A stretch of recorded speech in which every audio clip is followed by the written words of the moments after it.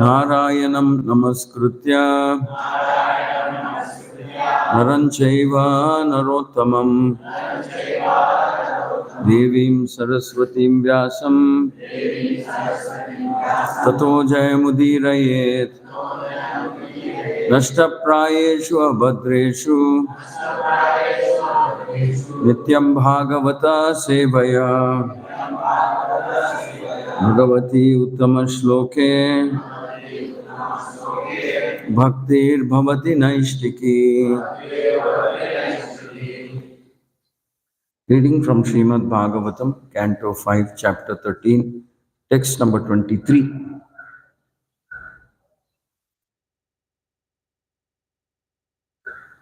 Namo Mahadbhyostu Nama Shishubhyo. Namo Mahadbhyostu Nama Shishubhyo. Namo Yuvabhyo Nama Avatubhyaha. Namo Yuvabhyo Nama Avatubhyaha. Ye Brahmanagam Avadhutalingas. Ye Brahmanagam Avadhutalingas. Charanti tebhya shivamasturaghyan. Charanti tebhya shivamasturaghyan. Shri Shri Gandharvika Giridhari Shri Chaitanya Mahaprabhu ki jai. Namo Mahadbhyostu Nama Shishubhyo. Namo Mahadbhyostu Nama Shishubhyo. Namo Yuvabhyo Nama Avatubhyaha. Namo Yuvabhyo Nama Avatubhyaha. Ye Brahmanagam Avadhutalingas. Ye Brahmanagam Avadhutalingas. Charanti tebhya shivamasturagyam. Charanti tebhya shivamasturagyam.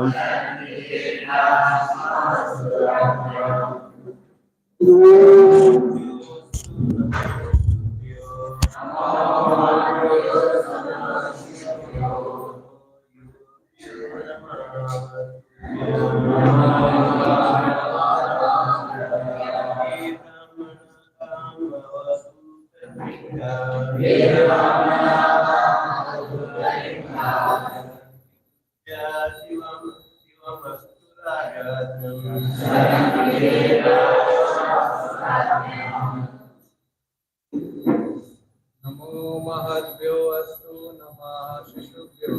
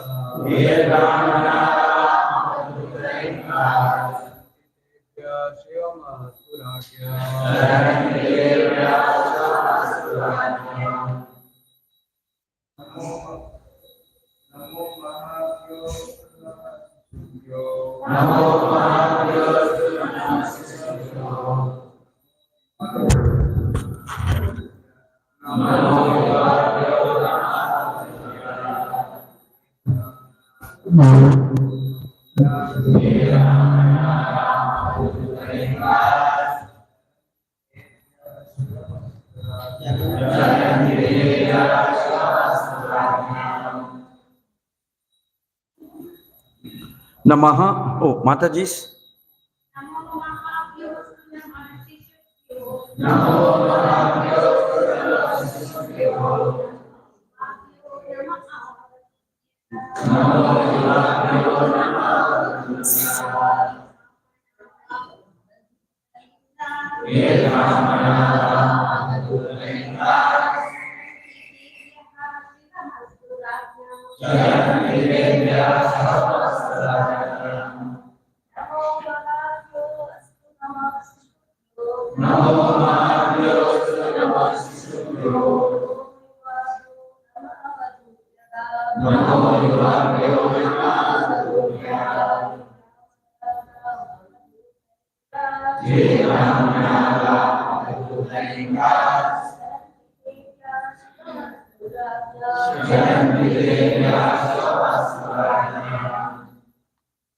Namaha. All obeisances, Mahatbhyaha, onto the great personalities, Astu, let there be, Namaha, my obeisances, Shishubhyaha, onto the great personalities who appear as boys, Namaha, respectful obeisances, Yuvabhyaha, onto those who appear as young men, Namaha, respectful obeisances, Avatubhyaha, onto those who appear as children, Ye, all those who, Brahmanaha, self-realized in transcendental knowledge, Gam, the earth, Avaduta Lingaha, who remain hidden under different bodily guises, Charanti, they traverse, Tebhyaha, from them, Shivamastu, let there be all good fortune, Rajnyam, onto the royal dynasties or kings who are always very puffed up. Translation and purport by His Divine Grace, A.C. Bhaktivedanta Swami Srila Prabhupada.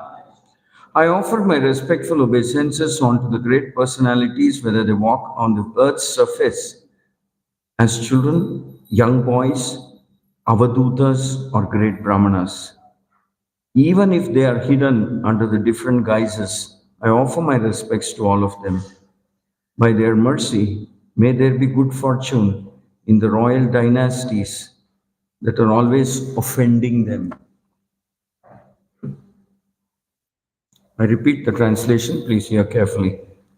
King Rahuguna is speaking. I offer my respectful obeisances unto the great personalities, whether they walk on the earth's surface as children, young boys, avadutas, or great brahmanas. Even if they are hidden under different guises, I offer my respects to all of them. By their mercy, may there be good fortune in the royal dynasties that are always offending them. King Rahuguna was very repentant because he had forced Jadabharata to carry his palanquin. He therefore began offering prayers to all kinds of brahmanas and self-realized persons, even though they might be playing like children or hiding in some guises. The four Kumaras walked everywhere in the guise of 5-year-old boys. And similarly, there are many brahmanas, knowers of Brahman, who traverse the globe either as young men, children, or avadutas. Being puffed up due to their position, the royal dynasties generally offend those great personalities. Therefore, King Rahuguna began to offer his respectful obeisances unto them so that the offensive royal dynasties might not glide down into a hellish condition. If one offends a great personality, the Supreme Personality of Godhead does not excuse one, although the great personalities might themselves not take such an offense. Maharaj Ambarisha was offended by Durvasa, who even approached Lord Vishnu for pardon. Lord Vishnu would not grant him pardon. Therefore, he had to fall down at the lotus feet of Maharaj Ambarisha, even though Maharaj Ambarisha was a Kshatriya Grihastha. One should be very careful not to offend the lotus feet of Vaishnavas and Brahmanas. Om Ajnana Timirandasya Jananjana Shalakaya Yakshurun Nitam Shri Chaitanya Manobhishtam Apitam Yena Bhutale Ayam Rupa Kadamahyam Dadati Swapadantikam Vandeham Shri Guru Shri Yuta Padakamalam Shri Gurun Vaishnavamsya Shri Rupam Sagrajatam Sagana Raghunathanvitam Tam Sajivam Sadvaitam Savadutam Parijana Saitam Shri Krishna Chaitanya Devam Shri Radha Krishna Padan Sagana Lalita Shri Vishakhan Vitamsya He Krishna Karuna Dinabandhu Jagatpate Gopesha Gopika Kanta Radha Kanta Namaste Abda Kanchana Gaurangi Radhe Vrindavaneshwari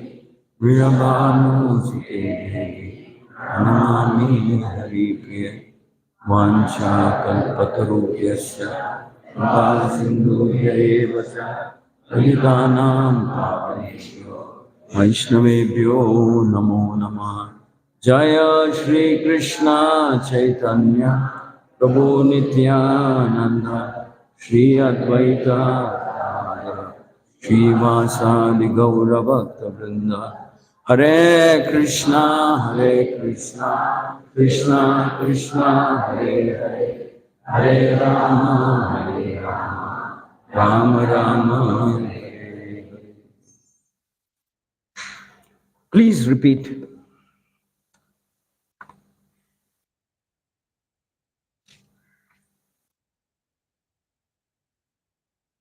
I offer my respectful obeisances unto the great personalities, whether they walk on the earth's surface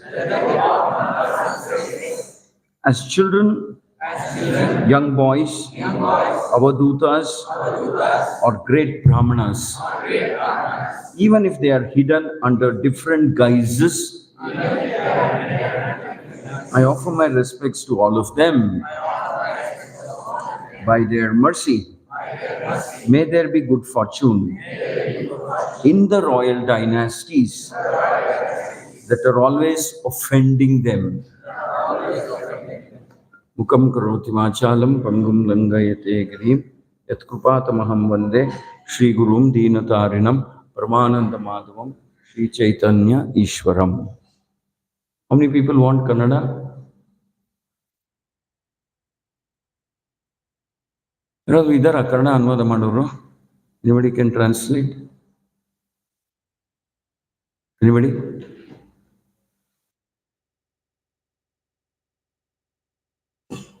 Nobody can do that? Okay.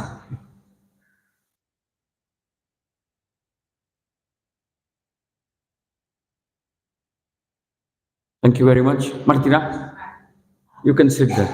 Kannada ಅನುವಾದ ಬೇಕಾದವರೆಲ್ಲ ಅಲ್ಲಿ ಕೂತ್ಕೊಳ್ಳಿ. ನಾನು ಸ್ವಲ್ಪ ಕನ್ನಡದಲ್ಲಿ ಹೇಳ್ತೀನಿ, ಅಲ್ಲಿ ಕೂತ್ಕೊಳ್ಳಿ. ನಾನು ಸ್ವಲ್ಪ ಖಂಡಿತವಾಗಿ ಕನ್ನಡದಲ್ಲಿ ಹೇಳ್ತೀನಿ, ದಯವಿಟ್ಟು ತಾವು ಅಲ್ಲಿಗೆ ಹೋಗಿ. ಮಾತಾಜಿ ಟ್ರಾನ್ಸ್ಲೇಟ್ ಮಾಡ್ತಾರೆ. Bengali, go near Dwijahari. বেঙ্গলি, সবাই বেঙ্গলি ভদ্রলোক ওখানে যাবেন, এখানে বুঝতে পারে না।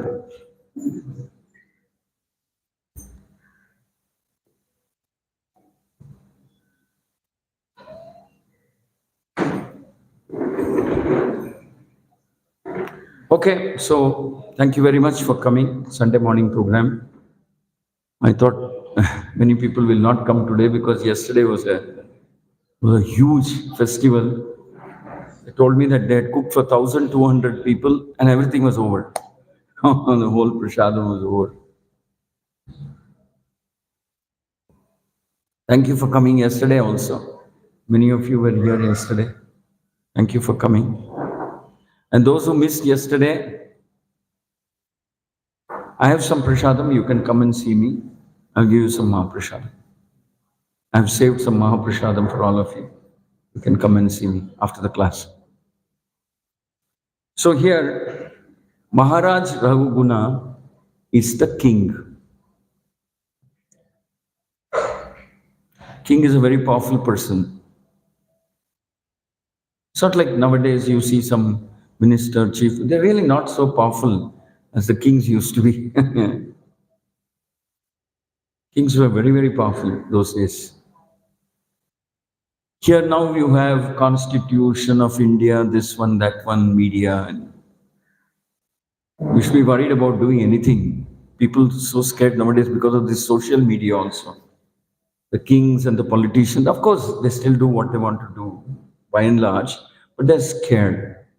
Because there's social media, they get ripped apart, they get trolled on social media. So it's a new era of scrutiny. Those days it wasn't quite like that.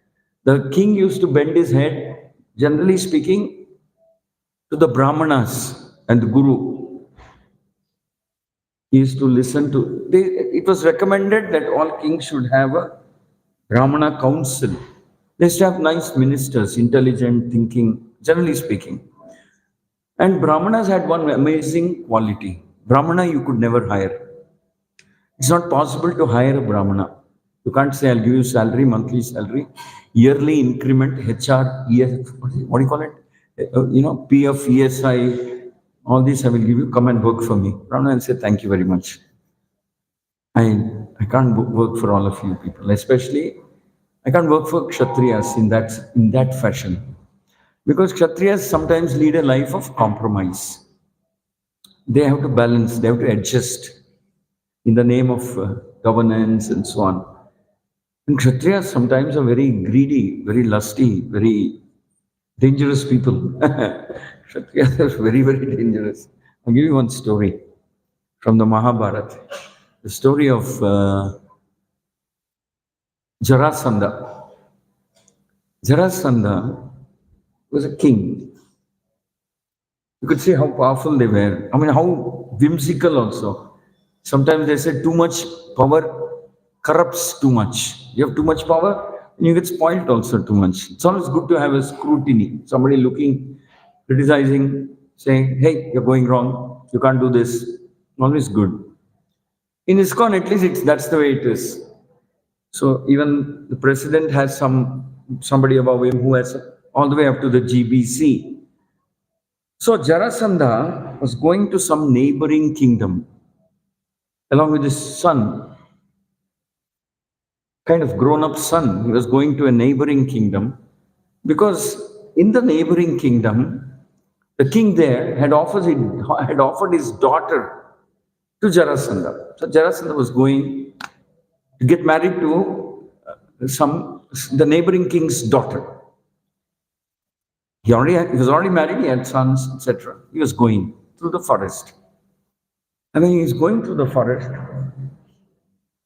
Jarasandha happened to see Draupadi. So Draupadi was in the forest. They were following that Vanvas, 12-year Vanvas. So she was living in the forest. She had a small hermitage. Hermitage means a small ashram kind of a thing. And at that point of time, Yudhishthira and the 4 brothers had gone out into the forest, maybe for hunting or picking up some fruits or vegetables, something, whatever. They were not there in the ashram. Jarasandha saw Draupadi from a distance. He was very attracted to her beauty. And then Jarasandha comes closer, almost into the ashram. And he sends his son, grown-up son. He says, just find out who this lady is. She's so remarkably attractive. Draupadi actually was very attractive because she was a Devakanya in one sense. She was not born to Drupada. She was not born to Drupada. She came out of the fire because of a yajna that was performed. So the son goes and inquires, oh, beautiful lady, who are you? What are you doing in this forest? You're fit to be a princess, a queen. Why are you here? Then Draupadi feels embarrassed that someone is asking like that or something. And then she says, no, I am Draupadi. I am Drupada's son and Yudhishthira and the Pandava's wife, the Panch Pandava's wife. I live here as part of the Vanavas, etc. Then Jarasandha knew, oh, this is Draupadi. So then, quite shamelessly, Jarasandha, in the Mahabharata, it is explained shamelessly, whimsically, simply out of arrogance and whatever. He tells his son, you go and tell that beautiful lady that my name is Jarasandha. Speak about me to her, glorify me to her, and tell her I want to marry her. I want to marry her. The son becomes surprised, but then you see, the father is the father. So he will go and tell Draupadi. So you see, Jarasandha is a king. I forget Jarasandha's kingdom's name, whatever. So she will go and tell Draupadi that this gentleman, my father, the king, who's so powerful, who's so great, who's a wonderful, is an amazing Kshatriya, is this and that, etc. Actually, it was not Jarasandha. Who is that person who? Jayadratha. Sorry, it's not Jarasandha, it's Jayadratha. So, then Draupadi gets involved and then she says, what is this? I'm happily married, I have children, I have grown up children. You can't be talking to me like this. And then they have an argument, not argument, actually, Draupadi becomes embarrassed and says, listen, you can't talk to me like this. Better you don't enter my ashram. Go away. You better talk to my husbands. And by the way, if they come to know this is the way you have spoken to me and this is what you have proposed to me, knowing fully well and that I'm the wife of the Pandavas, you won't live any longer. But Jayadratha was so arrogant and overconfident about his powers that he tells his son, who's going to listen to some lady like this? Let's kidnap her and take her away. We'll get married to her forcibly. So Jayadratha actually goes there, drags Draupadi, puts her on his rath, and takes her away. Jayadratha. Then, of course, the story goes that there was one faithful servant of the Pandavas who was serving there, and he goes looking for the Pandavas and alerts them, and they come back, and Yudhishthira is shocked. He says, how could Jayadratha do this? How could he do this? How could he kidnap our wife like that? And then Yudhishthira will command Arjuna and Bhima to go and catch that person and bring him back, Jayadratha. So Arjuna and Bhima will go chasing after Jayadratha. And there's a small battle that ensues. And Jayadratha and his army are crushed. And Jayadratha is brought back in front of Yudhishthira. And then he's begging for his life. Because once you're defeated especially for a crime like this, the king who captures you can even kill you. That seemed okay according to those days. But Yudhishthira being Yudhishthira, he says that because you're married to Duryodhana's youngest sister, I'm pardoning you. I'm not going to do anything to you. I'll pardon you. I'll excuse you. Because in one sense, you're my brother-in-law also. But don't act like this again. Don't think that just because you're a king or you have an army or this doesn't mean that you don't have to follow dharma, principles of dharma or something like that. So Jayadratha is suitably warned. And so that's what I'm saying. So Kshatriyas sometimes use their power in a very nasty way, in a very wrong way. So here Maharaj Raghuguna is apologizing to Jadabharata. He says, I think I'm also equally guilty. I also used my power in a very wrong way. And he says this, I should have actually found out that you are a great avaduta, a great devotee, but you're in disguise for some reason of your own. You are in disguise. And I did the crime of making you carry my palanquin. I made you carry my palanquin, in which I was sitting. This was a crime. This is very wrong, what I have done. Actually, a king should bow his head, bend his head in front of The Brahmanas, the learned people, the scholars, the rishis, munis, or even devotees of any age, devotees and jnanis of any age, the king is supposed to show them adequate respect. And instead of showing respect, I engaged you as my palanquin carrier. So here it is said that Maharaj Raghuna is very repentant and regretting, saying that I did something that I should not have done. Something that I should not have done. Will you kindly forgive me? Will you pardon me? So this marks a complete transformation in Rahuguna. Because in the early stages, when Rahuguna first got Jadabharat as his palanquin carrier, Rahuguna was criticizing Jadabharat. Rahuguna was telling Jadabharat, don't you know even this much in your life how to carry a palanquin? You look like a powerful man. Jadabharat was strong and powerful. He was very strong, hefty. You look like a hefty person. What's the use of your body? What's the use of your muscles? What's the use of all this? You don't even know how to carry a palanquin. Actually, poor Jadabharat was walking in a very it appeared like walking in an unsteady way because he didn't want to put his foot on the insects and the ants which are crawling on the floor, on the ground. So he was kind of walking in such a way that he could avoid these insects and worms. So Maharaj Raghuna completely misunderstood that and chastised. And then, and he chastised him really severely. And then when Rahuguna hears a few words from the mouth of Jadabharat, he says, what is this wrong? What is wrong with you, my dear king? What do you think of yourself and what do you think of me? You're neither the king nor am I the palanquin carrier. You know something? These are just temporary roles that we play. Actually, both of us are equal in many ways.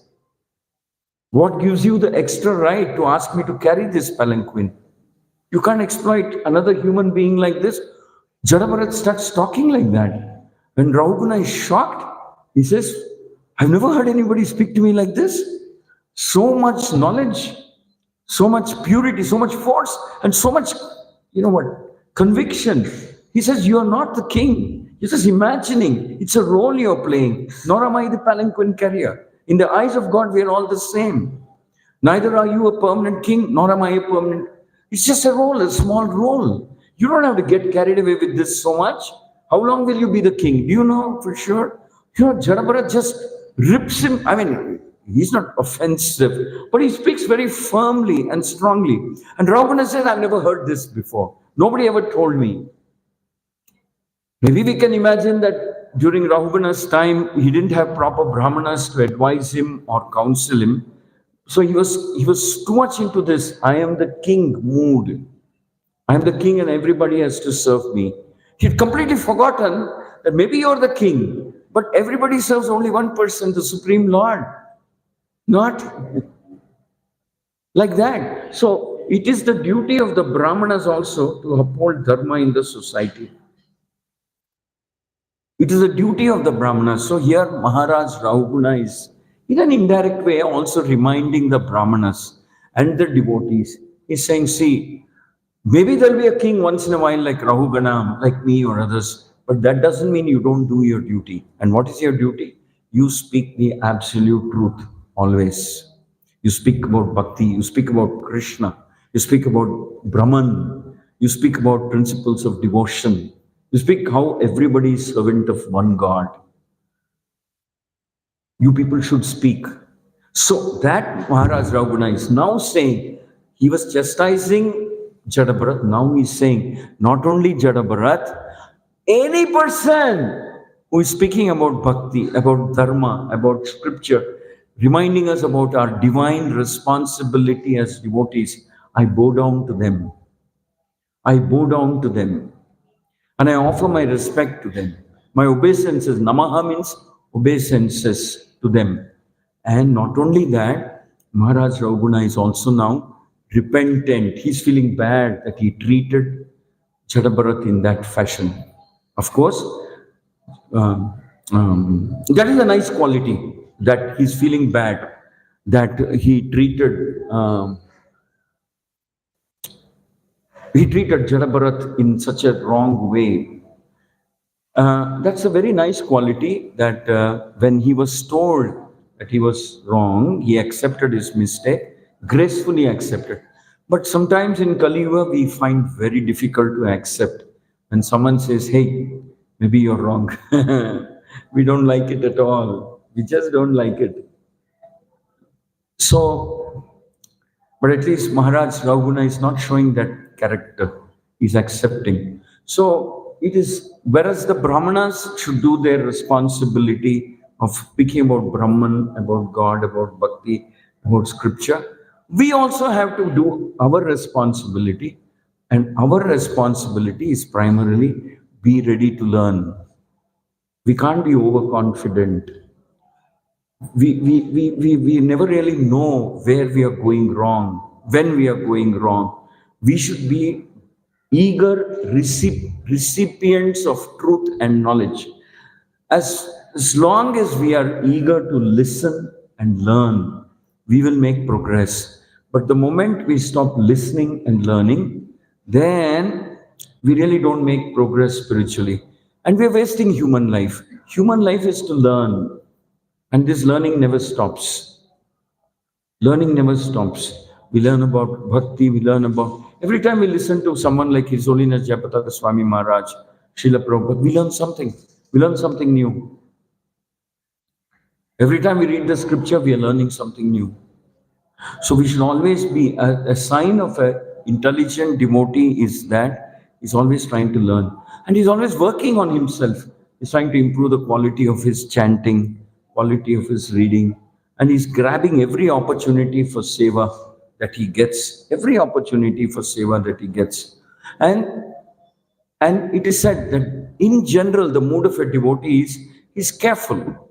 He is careful in the sense that when he meets any senior guru, anybody, the last thing he says, like we do that every time Guru Maharaj comes here, before he leaves, thank you.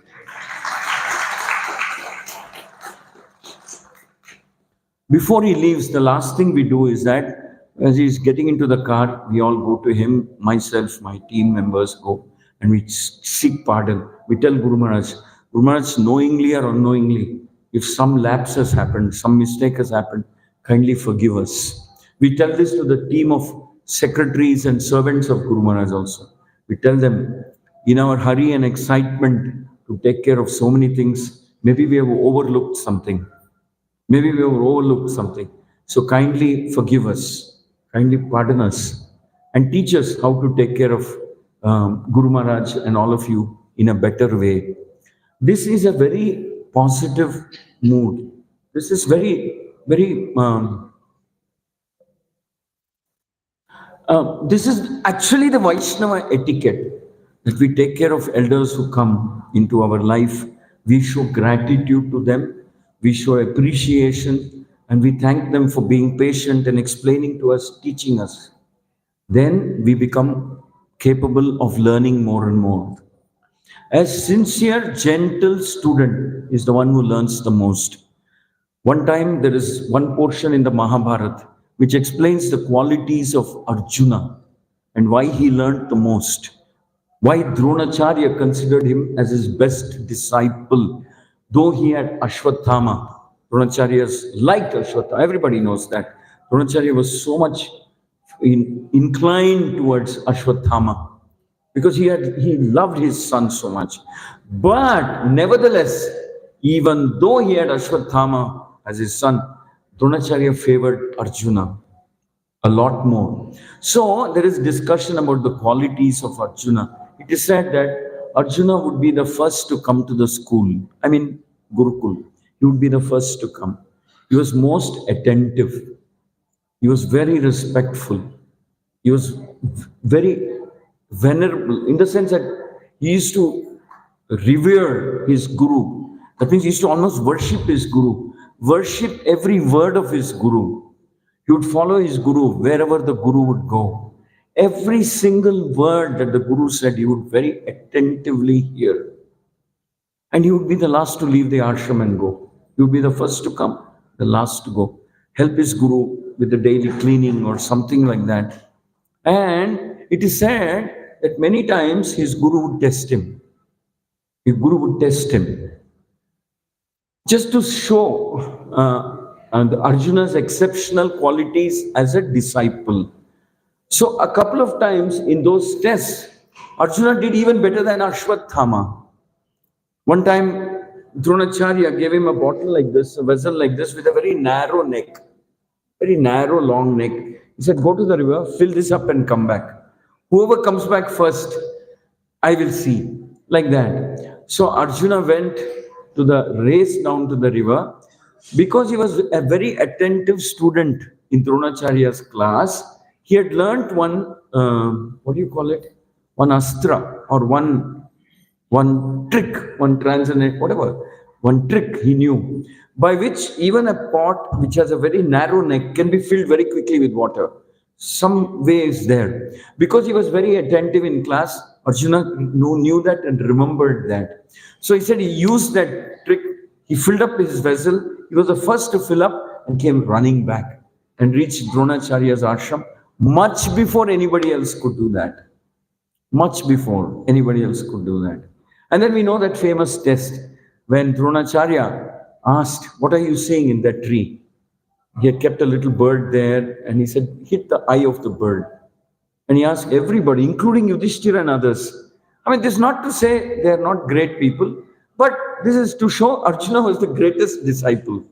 So everybody said, Yudhishthira said, it's there in the Mahabharata. Yudhishthira said, I see you, my Gurudev. I see my brothers. I see Kauravas. I see this. I see the tree. I see the bird. And I also see the eye of the bird. I see everything.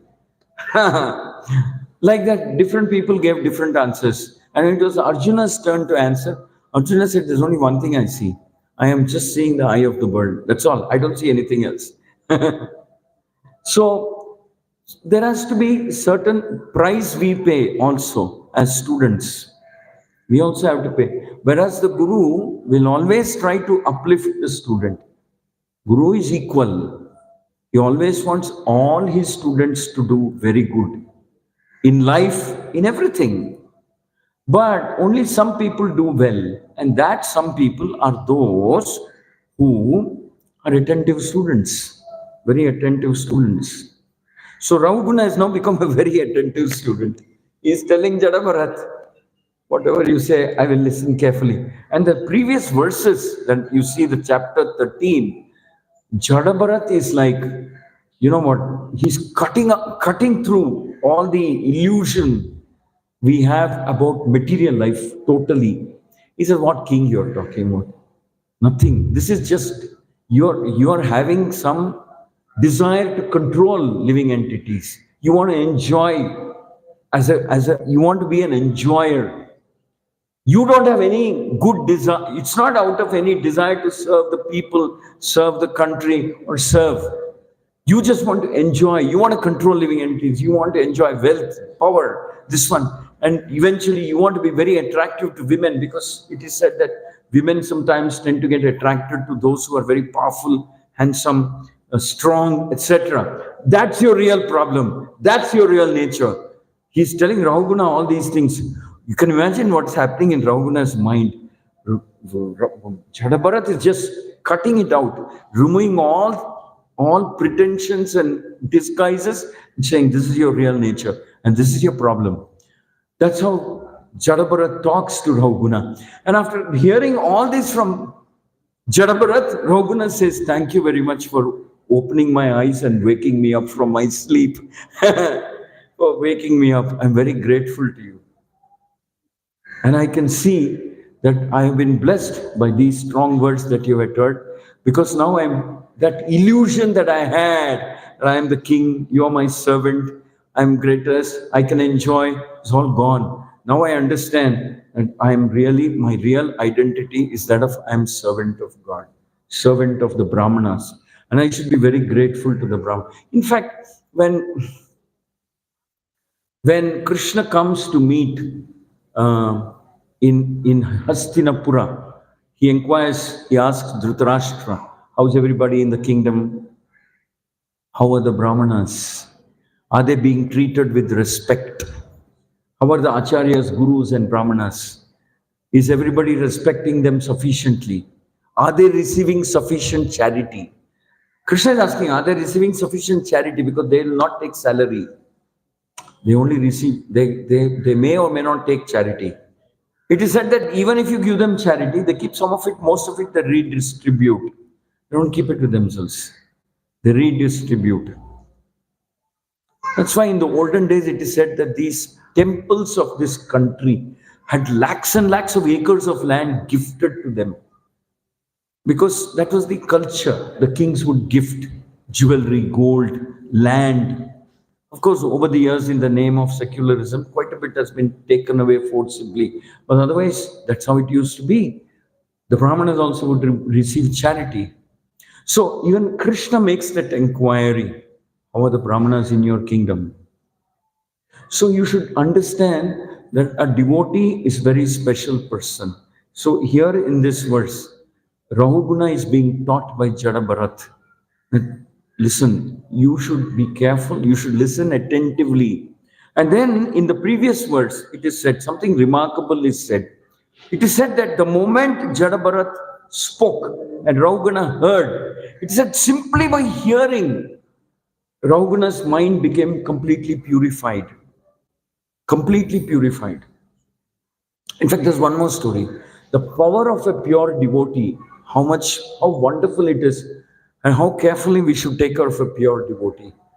How respectful we should be. And if we take care of a pure devotee nicely, what is the benefit to mankind?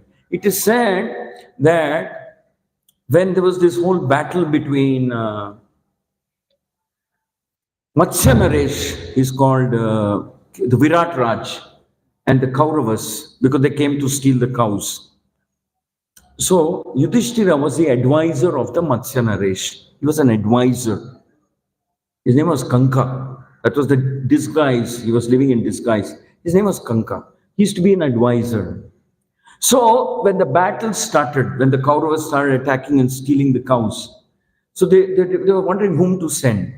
The Virat Naresh's son, Uttara Kumara, he volunteered to go. He said, I'll go and fight. Then they are searching who will accompany him. Then Yudhishthira tells Virat Raj, says, why don't you send Brihannala? Brihannala is Arjuna. Brihannala actually teaching dance to the daughters of Virat Naresh. And that time, Arjuna was neither male nor female because of a curse that he had got. Then Kanka will be surprised. He said, send Brihannala as a charioteer?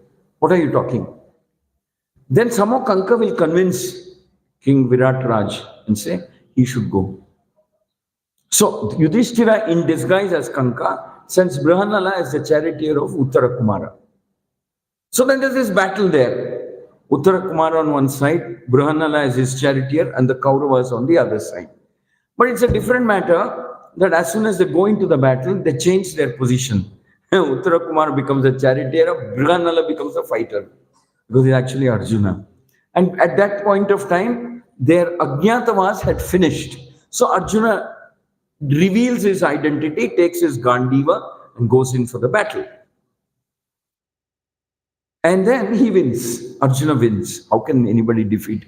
He's called Dhananjaya, one of his name. One of his name is Vijaya. Any battle he goes, he'll come back victorious. So when they come back victorious, the messenger will come and say, Uttara Kumara is coming back. Victorious in the battle, he defeated the Kauravas. Kauravas ran away. Kanka is sitting there next to the king. Kanka, who is Yudhishthira, tells the king, yeah, this is to be expected. Whoever takes Brihannala as a charioteer will always be successful. The king will not like that word one bit. He said, what do you mean? You're insulting my son. Uttara Kumara went, fought this battle. He won. The messenger doesn't speak anything. He's just watching the fun. Then Kanka says, yeah, maybe he also fought. But I'm telling you, Out of my experience, I know Brihannala. He was the charioteer of Arjuna. That's what Yudhishthira says. Whoever goes, he will always come back victorious. So this will irritate the king even more. And then like that it happens, and then finally, when for the third time, Kanka says that the reason for victory is Brihannala. Because he's also, by the way, a great warrior. Because he learnt under Arjuna. That game they will be playing.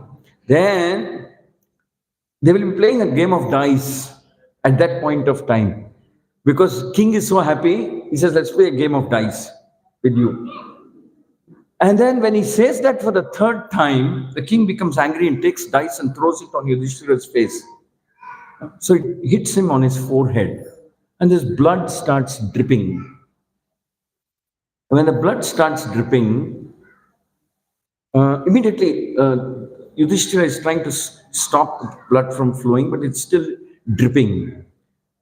Draupadi is there in that assembly. Yudhishthira gestures to her. She comes running there and cups her hand and holds the blood. And it prevents the blood from falling on the ground.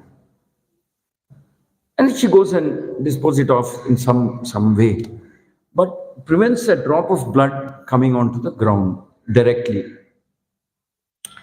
Because it is said that Yudhishthira is such a nice devotee, such a truthful person, such a sweet human being, such a gentle, such a strict follower of the Vedic scriptures, such a righteous man, such an honest person, such a gentle, compassionate, forgiving. He was perfection.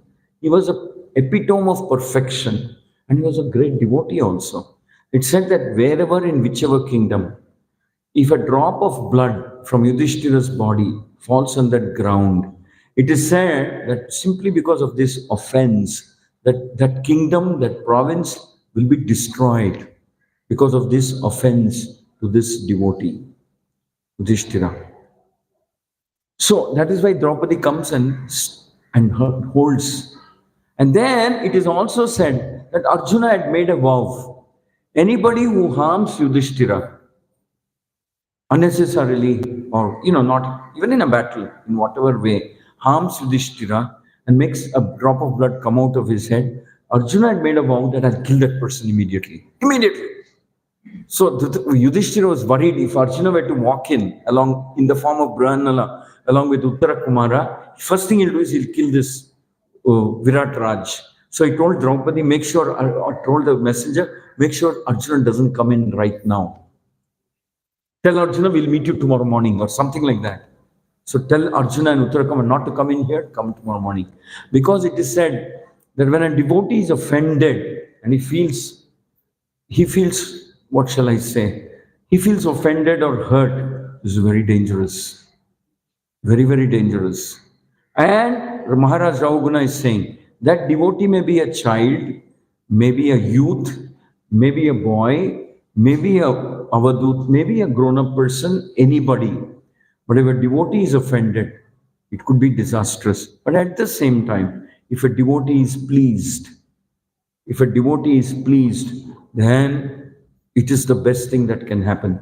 So we can learn this principle that we should always be thinking how I can please the devotees of the Lord. In fact, if you read the Ramayana or Mahabharata, or also in some parts of the Srimad Bhagavatam, when kings meet each other, one of the first questions they ask each other, say for example, when Dasharatha meets Janaka, or when Dasharatha meets someone like Romapada, his neighboring king, among the first questions they ask each other is, how is everybody? How are the Brahmanas? Are they protected? Are they receiving sufficient charity? Are they allowed to peacefully execute their daily duties of yagyas or havans or homas for loka kalyan? That means for the benefit of the people of this world. Are they peaceful?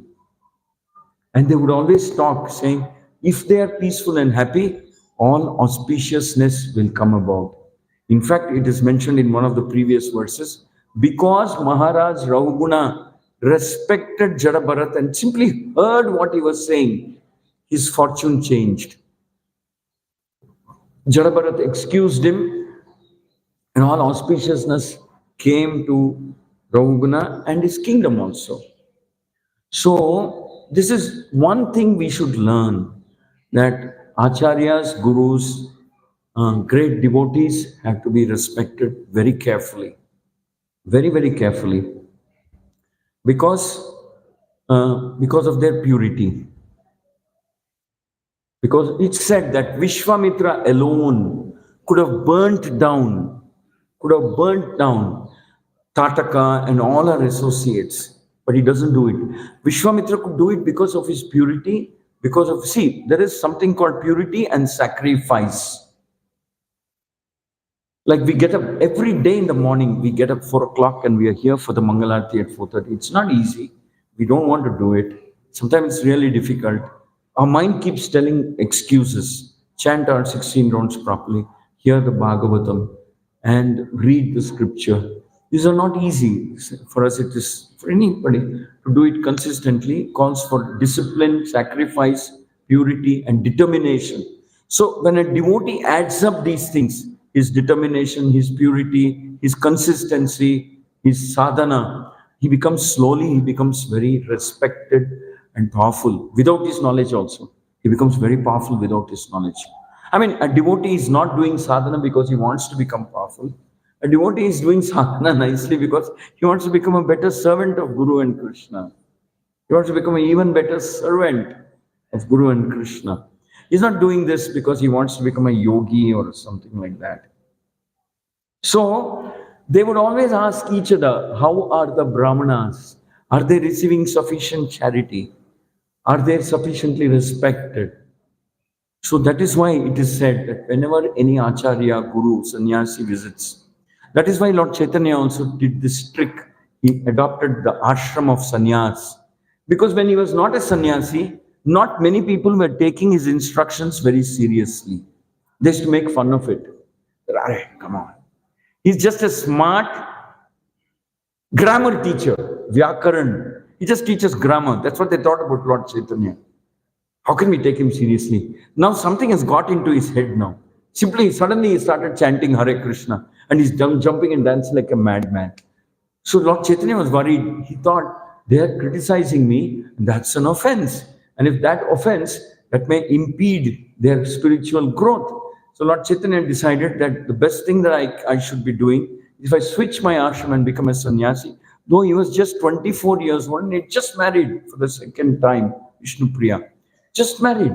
He takes sannyas because he says, that is the only way I can create good fortune among them. Whether I'm a Vaishnava sannyasi, Madhva sannyasi, any sannyasi is always respected in society. Or at least they won't make fun of me and offend me. So immediately Lord Chaitanya took sannyas, decided that he would take sannyas.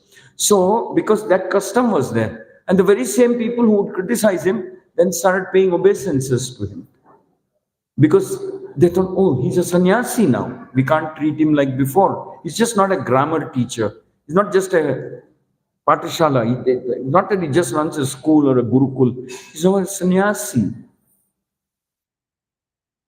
So the principle that is being taught is in the hierarchy. There is sannyasi, brahmanas, the acharyas, the gurus, the learned people who know scripture. And everybody in all other levels should respect them. So Maharaj Rahuguna is saying, whether he's a kid or a grown-up person, first principle, learn to respect the acharyas and gurus. Simply learn to respect them, appreciate them. And here it is said Rahuguna was repentant. So we should also practice that quality. Knowingly or unknowingly, I may have offended somebody. So kindly pardon me, kindly forgive me. Like that, we should pray. In fact, the devotees are known as Kalpataru. What's the meaning of Kalpataru? What is the meaning of desire tree? We say this every morning, Vancha Kalpatarubhyascha. So devotees are like desire trees. Whatever they bless will tend to happen. Whatever they say and bless will tend to happen. And when they are displeased, whatever they say, even that tends to happen. Vidura was so displeased with Dhritarashtra, so displeased with Dhritarashtra, so displeased with Duryodhana. Vidura, Dronacharya, Krupacharya, Bhishma, all of them said, you will be the reason for the destruction of the Kuru dynasty. And that's exactly what happened. That's exactly what happened. Because of him, the entire dynasty was destroyed. Whereas all of them blessed Yudhishthira. In fact, that is what made Duryodhana envious. He said, you're fighting on my behalf, but you're blessing them. You're blessing Yudhishthira. You're blessing Yudhishthira. What is this paradox? How can you do this? You should actually be blessing me. And Duryodhana gets a wake-up call, a very strong wake-up call when he goes to meet his mother Gandhari. And he's bowing down, ready to go to the battle. He's expecting his mother to tell, Vijayi Bhava, may you become victorious. Gandhari is crying. She's looking at Duryodhana and crying. She says, my dear son, today I'm at a loss of words. I don't know what blessing to give you. I definitely cannot give you this blessing to become victorious. She says, I definitely cannot. So I don't know what to bless you, how to bless you, what blessing I can give you. So Duryodhana also, that's a wake-up call for him, but Duryodhana is Duryodhana. He says, I don't need your blessing that I shall become victorious. I will win this battle without that blessing from you. Duryodhana was so arrogant. He said, I will win even without that blessing from you. It is up to you. You can bless or you need not bless me. I know how to manage my life. I have a strong army. I can defeat the Pandavas. So Maharaj Ravguna was a bit like that in the beginning of the chapter, but after listening to Jadabharat, he changes. But Gandhari also says, how can I bless you like that?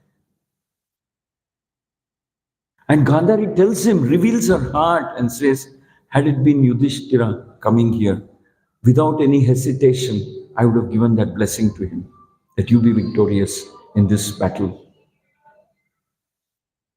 I can only hope that Yudhishthira will win and you will live. So she says, I can try and give you a blessing saying, may you live long. I cannot give you the blessing saying you should be victorious. Now that is up to karma and fate, whether Yudhishthira will become victorious and still you will live, or Yudhishthira becomes victorious at the cost of your life. That I don't know. I cannot give you this blessing. So Brahmanas and devotees are special people. Their blessings are powerful because of their purity, because whatever they do for the pleasure of Krishna. They do to uphold dharma. Actually, you don't have to do anything much. Simply learn to follow those instructions you get from your guru. Whatever be their instructions. Your life will be very, very blissful and perfect. So we see this repeatedly being emphasized in all the Vedic scriptures. And today we see directly from the story of Rahugana that how we should bow our head down in front of acharyas, gurus, and people with Vedic knowledge who are fearlessly preaching and saying, don't waste your human life. Maharaj Rahugana is the king, but Jadabharata is telling him, don't waste your life. Don't fall into this illusion that you're king and you're powerful. No, none of us are powerful in the end. None of us are powerful. When death and age comes, old age comes, we cannot face it. None of us are powerful. Only person who is powerful is Krishna and the devotees of the Lord. Like that. He chastises Rahugana.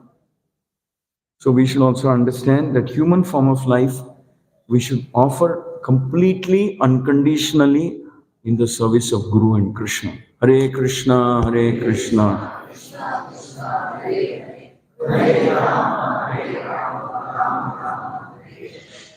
Thank you very much. Any questions or comments? Any questions?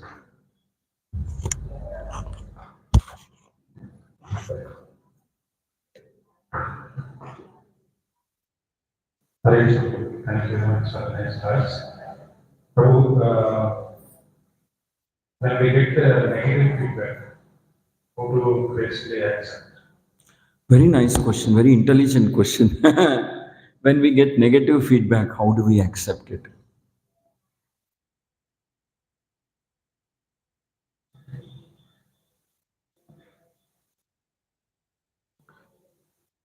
Sometimes it happens even in the life of very great people. Yudhishthira was so many times criticized by Bhima, saying, because of you, we are in the forest. You had a weakness for gambling. And because of you, see, Duryodhana is enjoying and we are suffering in the forest. Though we didn't seem to have done anything wrong. We were not untruthful, we were not cheating, we were not this, we were not that, we didn't do any sinful activity, we didn't steal, nothing. But today we are in the forest suffering here and he's enjoying because of one act of yours that you went and gambled with Shakuni. It is said that Yudhishthira would always very tolerantly hear. He would never turn back and challenge them. Even once he didn't say that your wife, you're my younger brother, you cannot speak to me like that. Even once he did not say that. It said that he would patiently hear everything that they said. On the other hand, he would understand why they're saying this. They're actually Draupadi and Yudhishthira, Draupadi and Bhima would do this because they loved Yudhishthira. They were deeply hurt to see Yudhishthira living in the forest and Duryodhana enjoying the kingdom for no fault of Yudhishthira. For no fault, just this little weakness. They actually wanted to see Yudhishthira as the king of the universe because they knew that he was such a great person, wonderful person. But they were frustrated because of that weakness and they told him more out of love, out of affection. See, because of this one weakness you have, though you are 99.9999% so glorious that even the devatas worship you, but this one weakness destroyed everything. Yudhishthira would always accept that. And he would say, I can understand why you're saying this. I can understand your frustration. But what to do? What has happened has happened. We cannot change it. 12 plus 1 years, we have to be in the forest. And then he would say, there was a higher level of dharma that I practiced. I had to obey Dhritarashtra. Dhritarashtra called me to play a game of dice. Until Dhritarashtra asked me to stop, I could not stop. Until Dhritarashtra asked me to stop, there was no stopping because I was acting on his command. He's like my father. He's elder to my father. I cannot go against his word. Yudhishthira would explain. But the point is that many times people tell us different things, not because they dislike us. It's because they like us. They want us to change. Because they're worried about us. They're deeply concerned. They love us. They want us to be a better devotee, better human being, better leader, better husband, better father, better brother, whatever. Out of love. Many times people want to help us. And they say, why did you do? Why are you acting like this? Why are you so impatient? Why can't you sit and think a little carefully? Why do you become so angry that you don't know what you're saying? You terrorize people. Why do you do that? They say many times they say this out of love, out of affection, out of deep concern that we become better devotees, and out of fear that if we go this, at home, different people behave in a different way. What if you go out and show this kind of anger? What will happen? What will people say? You could offend somebody. Because if you're used to getting angry like this out of love, we should accept it. We should accept it.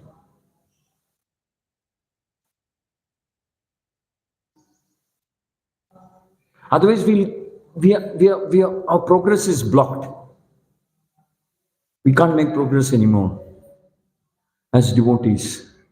In fact, a sincere devotee is always anxious to hear, was it okay? Did something go wrong? Did I say anything wrong? To this day, Guru Maharaj asks me. Sometimes he goes somewhere, a new place, new class. He gives a new class and asks me, was it okay? Did I say anything wrong? Was it appropriate what I spoke?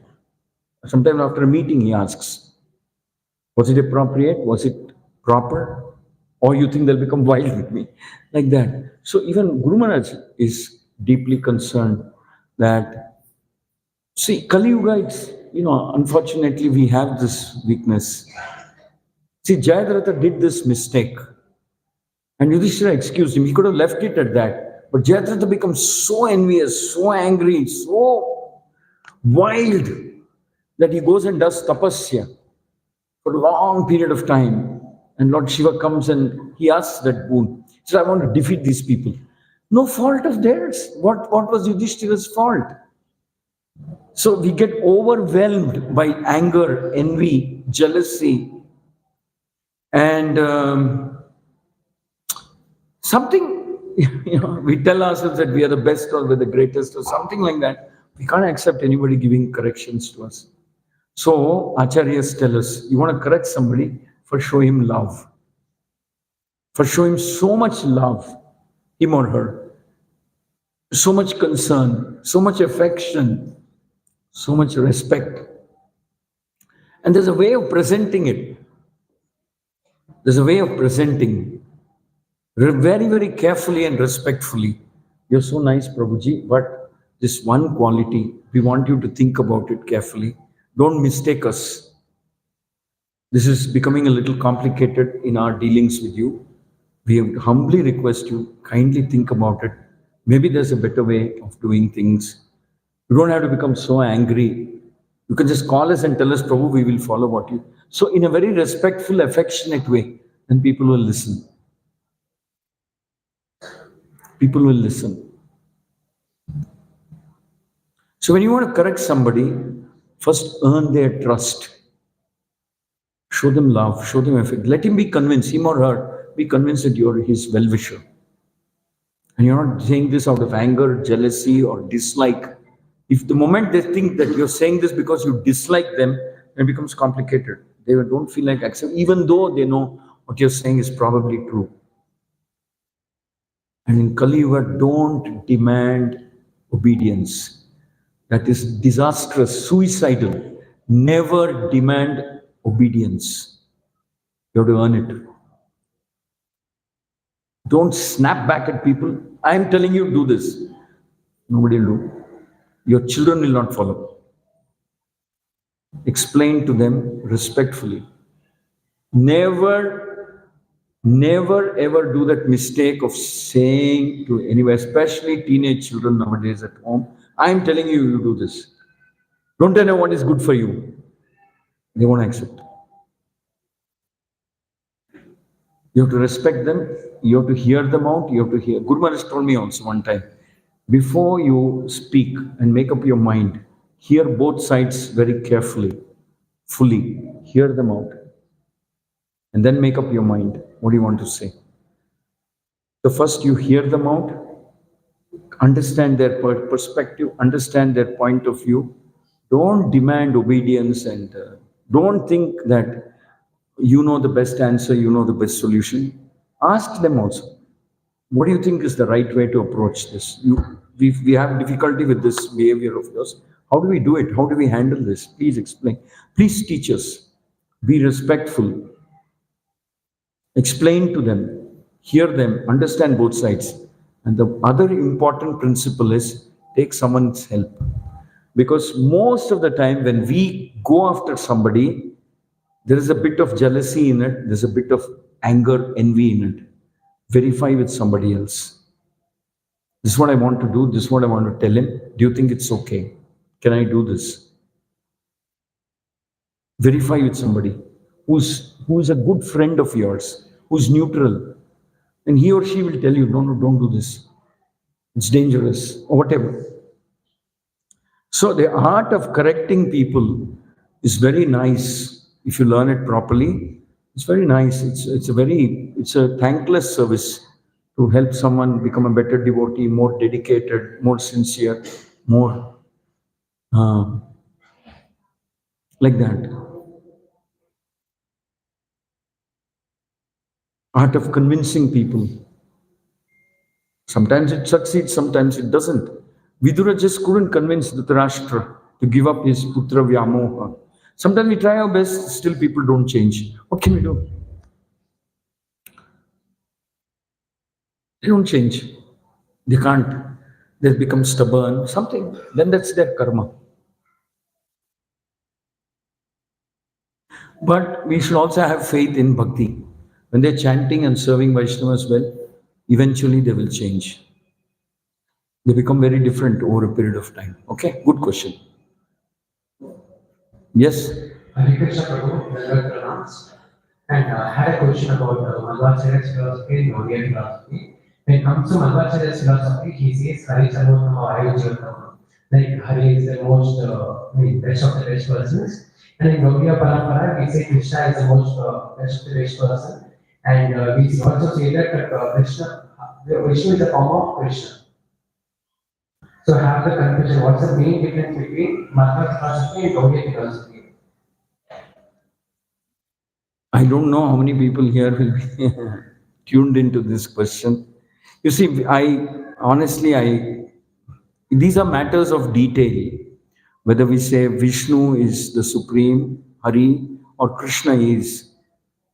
But practically they're the same personality. Practically, 99.9%. We feel that Krishna is the original personality, the two-handed form, and Vishnu is the more formal form, the four-handed form. Because Vishnu doesn't accommodate Sakhya Rasa, Vatsalya Rasa, and Madhurya. Whereas Krishna, all five rasas, the Lord will accommodate. So he's more complete. Because you can't be friends with Vishnu. This doesn't work. You can only be a servant of Vishnu. So now, if you say this is a difference between Madhva philosophy and Gaudiya philosophy, I don't know how to answer that question. But definitely there are some differences. And the Gaudiya philosophy has a good reason. Because you cannot experience the five rasas with Vishnu, but you can experience all the five rasas with Krishna. But eventually the principles behind the two sampradayas are the same. Madhvacharya was very vehemently opposed to the Mayavada philosophy that I am God, or I am God, I can become God, I will become God. Perfection means merge into God, lose my identity. Madhvacharya was vehemently opposed. In fact, he was the strongest opponent of the Mayavada philosophy. So was Lord Chaitanya. So are the Gaudiyas. So there's a lot of similarity also. You could say the mood is a little different. We emphasize more on Kirtan, Sankirtan, because of the influence of Lord Chaitanya in our parampara. The Madhvas not so much into Kirtan or chanting. They're more into worship. They're more into worship. But they worship Vishnu. So there are similarities. There are certain changes. I guess we can say we are, cousins, something like that we can say. The differences are not very big, actually very small matters of detail. Philosophically also, Madhvas don't have anything against Sankirtan, nor do we have anything against worship of the deities or Salagram. For them, that is more important. For us, deity worship is also there, but we are more emphasizing on Sankirtan, like that, okay? Hare Krishna. Thank you. But definitely Krishna accommodates all the five rasas. That we have to keep in mind, not Vishnu. Thank you, Prabhu. I recollect Guru Maharaj and Guru their cousins. And they was there some years back. Any other questions? Any comments? Shri Shri Kandarika Gridhari Srimad Mahaprabhu ki. Shri Shri Lakshmi Narsimha Bhagwan ki. Very, very warm welcome to this morning Sunday program. I can see so much of energy. Obviously, we heard about a pure devotee yesterday. So